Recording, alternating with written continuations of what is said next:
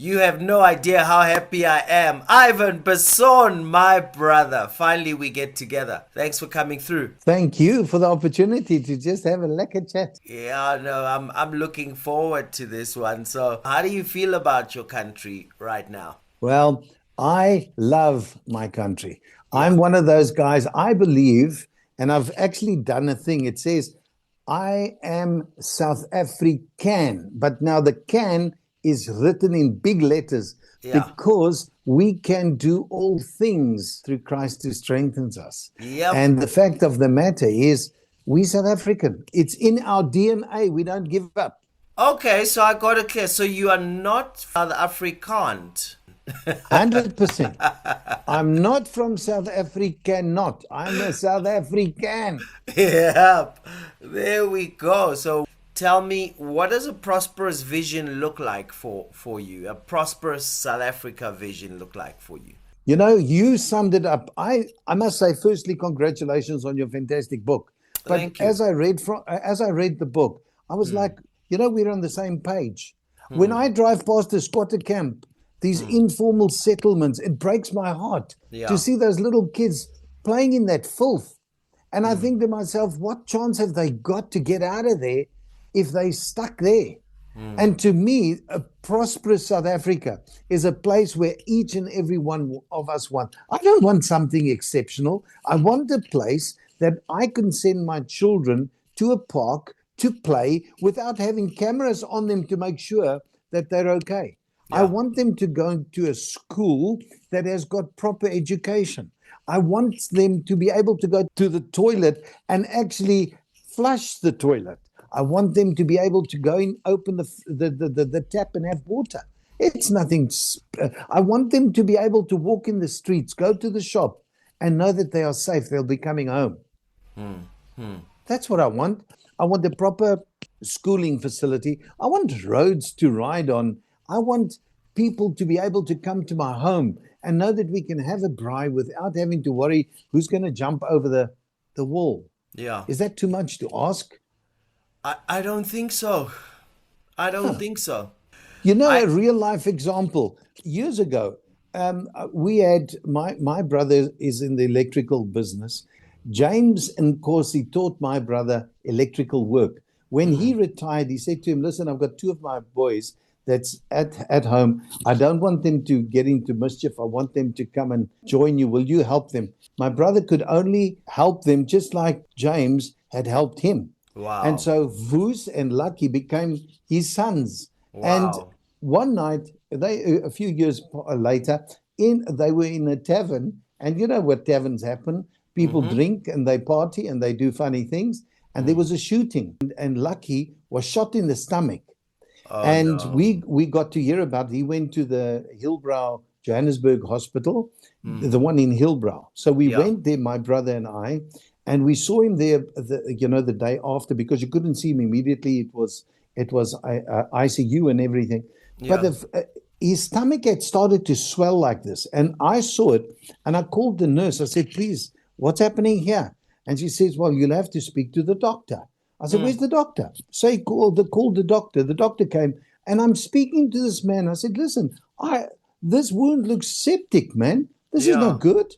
Yeah. But you know, this doctor looked at me with a blank face. And then he says to me, "No English." I said to him, "No English?" Wow. He was from Cuba. Oh And I said, "No, man. man. How can Lucky explain what's happening to him in his broken English to a guy who doesn't understand English?" Wow. So, no, to me, that's one of the things I want. I want somebody who works on my child or somebody I know or myself that he understands what I need. Just the basics that we need. How do we get to a place where things are just normal? Just normal. That's the word. I've got a very simple, I read it once and I thought it was such a great analogy. All you've got to do to have your garden totally overgrown with weeds, all you've got to do is nothing. Do nothing. The weeds come, and before you know it, that beautiful garden is totally, totally overgrown with weeds. The birds don't come there anymore. The bees don't want to do because they're getting dear Makar. Where are they going? And then to get that garden to get to its former glory, you're going to have to roll up your sleeves and you're going to have to put in the work.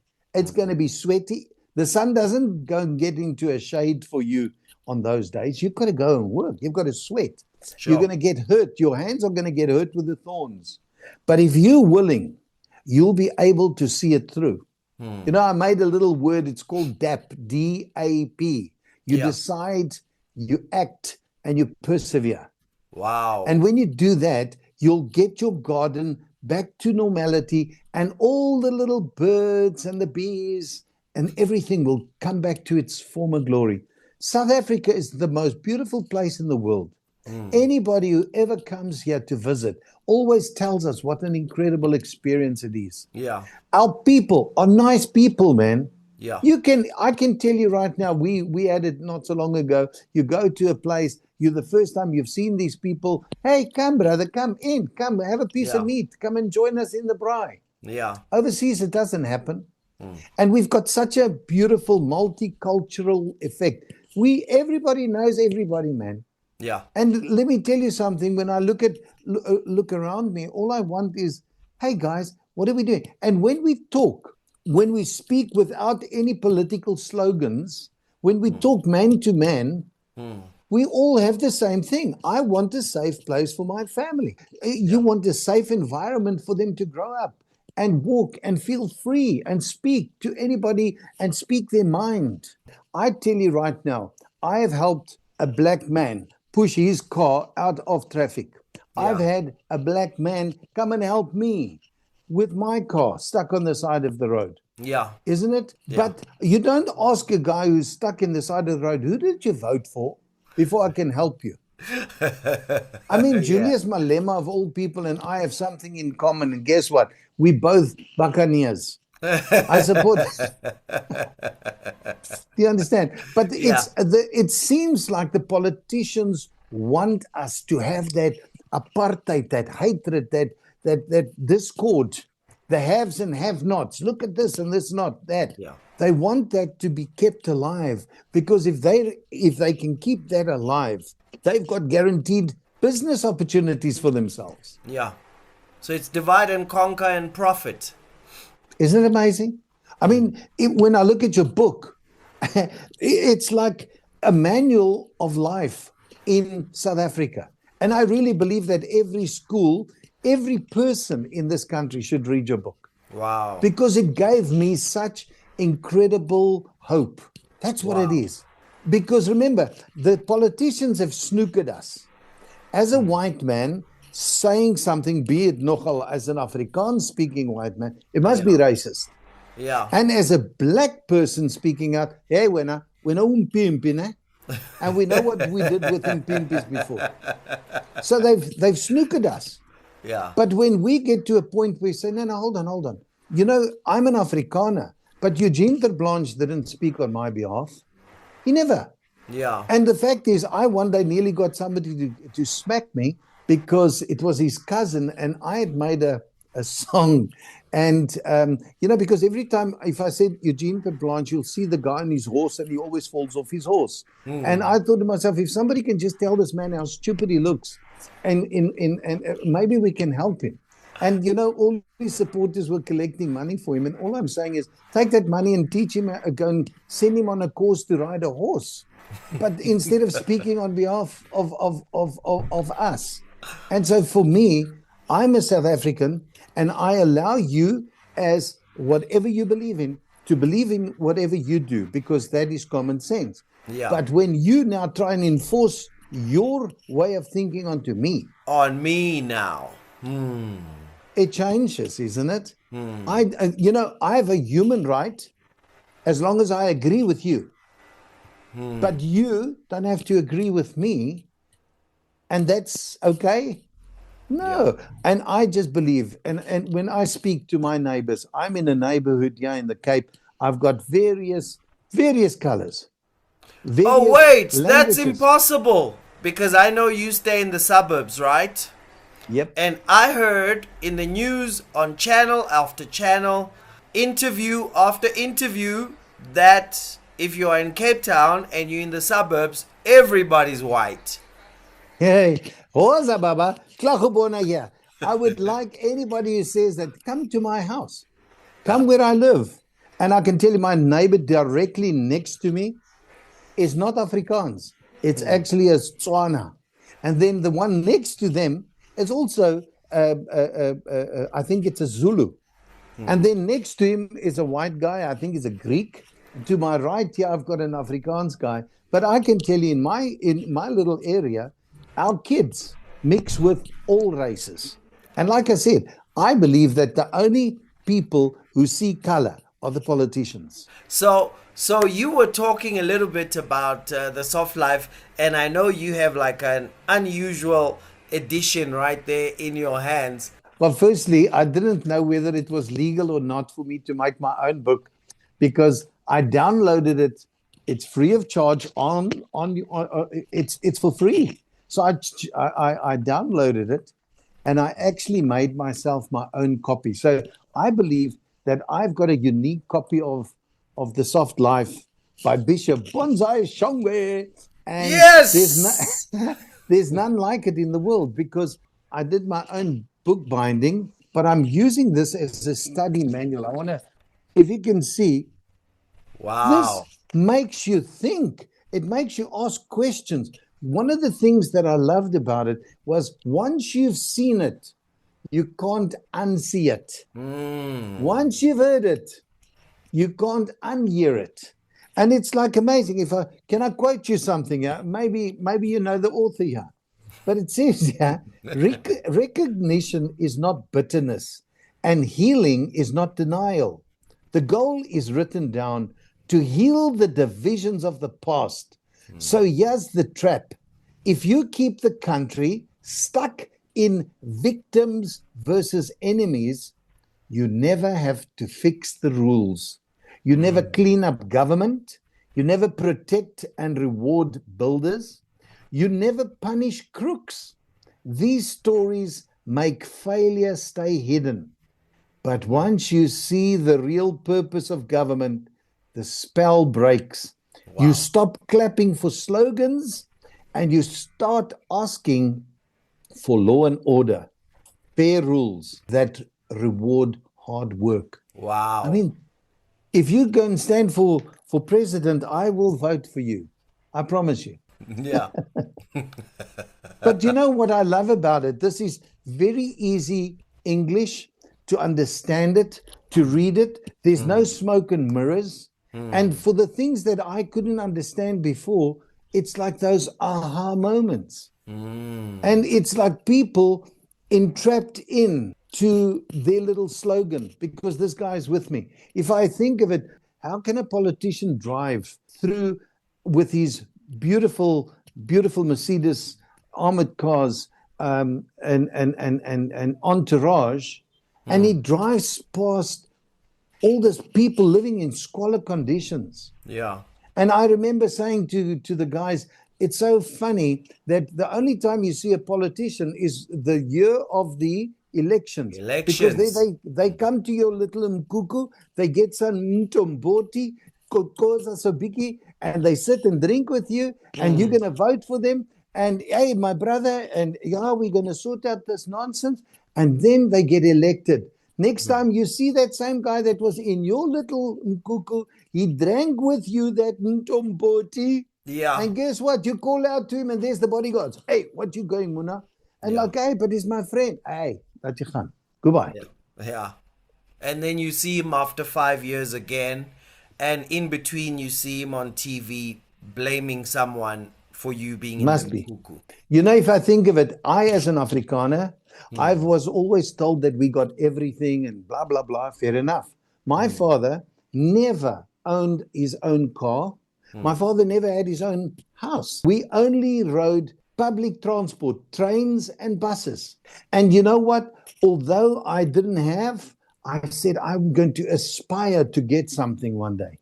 And there's times in life that you do get to a point, and then just as you think you've got it, the cup falls out of your hand, it breaks, and you've got to start again. Wow. But that's what it is. You've got to just keep on keeping on. You can't blame everybody. And when I kept on hearing this thing about how much, when our Juju comes on TV, I want to go and ask him, where's all the stuff my father was supposed to get? Because I would also like to leave something for my children now. Because he got nothing. The houses and cars and bank accounts that you say that we never got. There might be people who got, but I can tell you my father never got. One of the things that politicians do is to make sure people never talk to anyone and they can run with certain stories. So I'm shocked. You are Afrikaner and yet you say your father didn't have a car and didn't leave you a trust fund? Nothing, China. Nothing, Buti. So that's why I think there's a miscommunication somewhere. Maybe somebody can just tell me that I can also go and scoop a bit. And you took only public transport? But are you sure you Afrikaner? Because the Afrikaners need to give us some of their stuff because surely you had like a mega mansion when you grew up and you rode around in BMWs. The closest I could get to a BMW is a BMW tire that you could put underneath your shoe. And that was it. But I lived in a little place called Bertram's on the eastern side of Johannesburg. We used to walk to school. My father used to walk from Bertram's to Jeppe Station to catch the train to take him to wherever he needed to be. And same thing at night. He used to catch the train, walk from Jeppe Station back to Bertram's where we were. So there was nothing. And I used to see this, the wealthy people, but it was not a question of, well, they can, but I can't. I said, no, man, I'm going to. And I was going to build this empire and I was going to whatever. The fact of the matter is, unless you've got a dream and you've got some hope that you can do it, well, then you've got nothing. You've got actually nothing. I feel sorry for you. Yeah. And I can blame. I've got a story to tell. But I can tell you one thing I do have. I have a love for our country.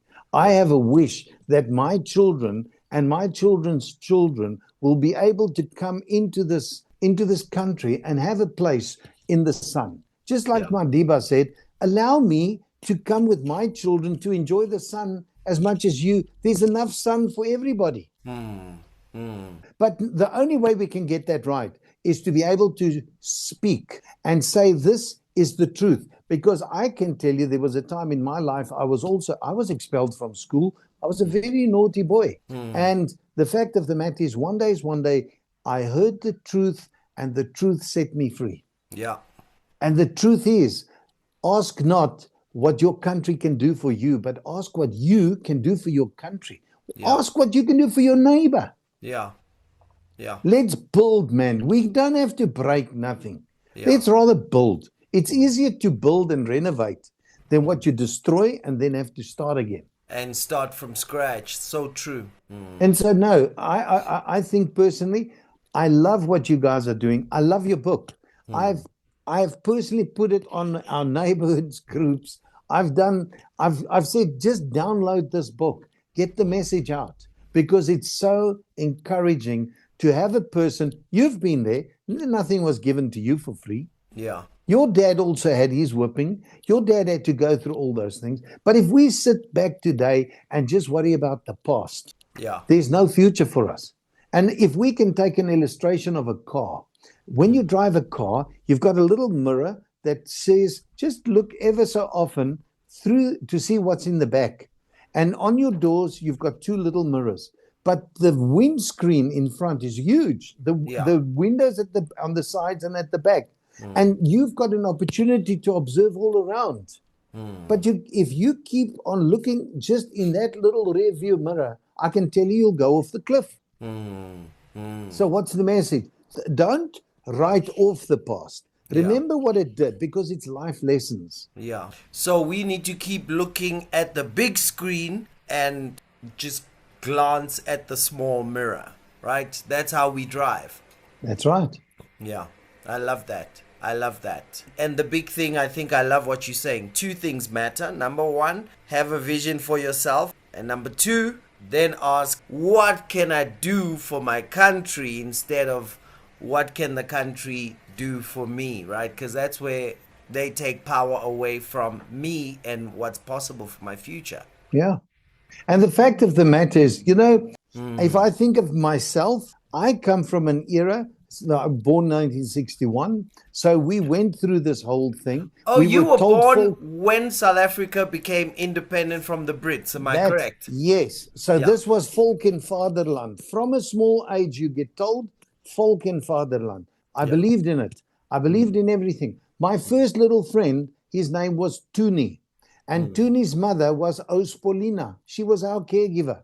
And I could Bua Sutu before I could speak English. My Wow. first sentence in Sesotho, when Tuni and me, we used to sit outside and watch the Coca-Cola truck come. And when the Coca-Cola truck comes, I used to run up there and say, Ntate, umpeli cold drink. And, or Simba chips, Ntate, umpe Simba. And Yeah. we used to get it. Yeah. So when people tell me about all these funny things, I understand, but I grew up there. That's my memory of that. And then I believed that I was prepared to die for my country because my country needed my life to protect, because that's what we were told. Yeah. And so the government of the day makes a law. The law says you better go to the army. And if you don't go, you'll go to jail. It's as simple as that. Yeah. So guess what? The majority of people said, no, I'll go and serve. You go and serve. I had a few of my friends who died, and for their lives, they get a flag. Sure. A flag that's not even relevant today anymore. Isn't it amazing? Wow. So now you ask yourself, but I never, in the operational areas, never found a politician's son or a politician's family. Wow. Because it's dangerous, brother. But we can use the cannon fodder here and let their lives go. Give them each a little flag. Make them feel that they've died for something. Does that sound like what's happening with politicians nowadays? Yeah. And I grew up where folk and fatherland. Wow. I realized afterwards that folk and fatherland is a political term for rand and cent. Because it's all about the money. And their children were never in our places where we were. That I can tell you. And the fact of the matter is people died, but their children's lives were worth the flag, but not a politician's one. So I say, if we ever had to go to war today, Mr. President, you and your son-in-law stands next to me, my son-in-law. We all stand next to each other, shoulder to shoulder, and we're going to fight this battle. But I'm not going to allow you to put me 1 meter ahead of you. We're going to be together and we'll fight it. I can tell you there will be no war. Wow. Because that politician will want to make some peace. So politicians are all have the same playbook.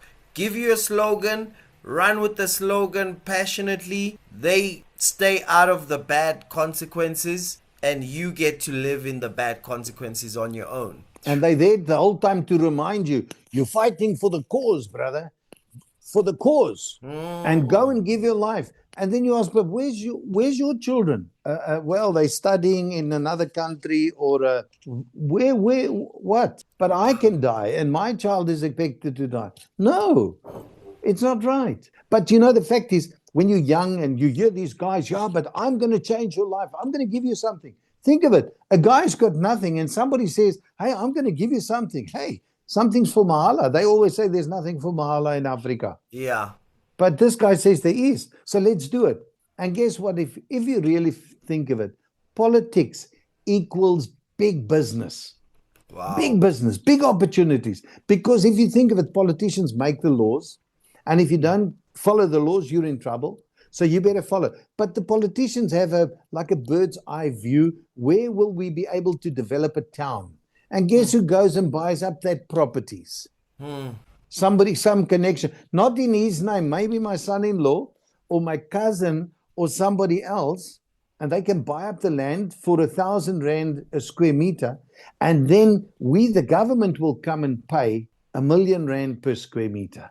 Wow. And then we'll split that difference. And we'll put it in companies and trusts. While leaving me in a shack or in a struggle or unemployed, repeating their slogans, which they said were for me, but they're not there. It's very interesting. Most politicians do not live under their own government. Ever thought about that?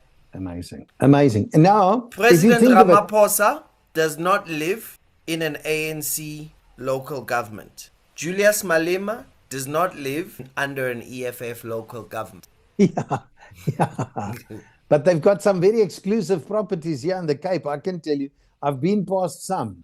And Yeah. believe me, it's number one, eh? Deputy President has a nice property down in Cape Town there as well. And once again, the normal guys like you and I can't afford that. Wow. And that's how it is. Yeah. But politicians will want you to think, oh, there's no hope. And these haves and have-nots. And I love the way that you said how it comes back. It's not the ANC who made the slogan. It comes way back from Mr. Karl Marx and those people who's come up and come up with this idea. If we can get the masses to buy into what we say, then we've got them. So we go there, and they made sure. And I remember reading how this Stalin and Lenin and how they got the masses to buy in. They would organize rallies, go against the Tsar and the police. The people get killed, and a high-ranking officer of the Communist Party will go there to the funeral to make a big story and tell the family that their children didn't die for something. He was a patriot. Wow. I believe that the word patriot is stupid because you don't ask questions, you simply do. Yeah. Since when is that what life is about? I don't think so. And so they sold out. And then when they got into power, because they said everybody is equal under the law, everybody equal under the law. Yeah. But some are just a little more equal. Yep. Animal farm equality, hey? So, wrapping up, tell me, what would you say to someone that hasn't read The Soft Life and is kind of thinking, I'll get to it?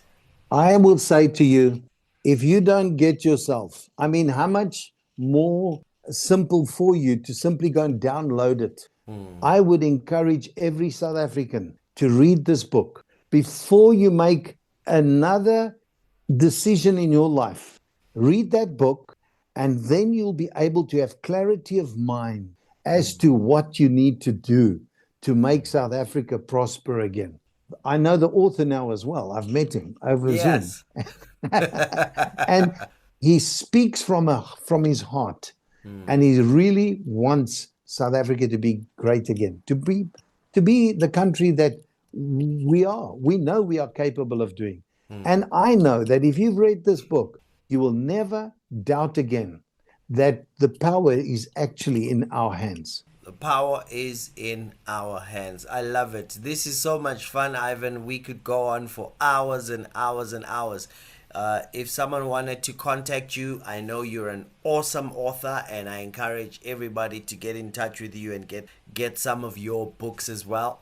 Where should they go? Well, it's simple. They go into the internet. They just type my name, Ivan Basson.co.za.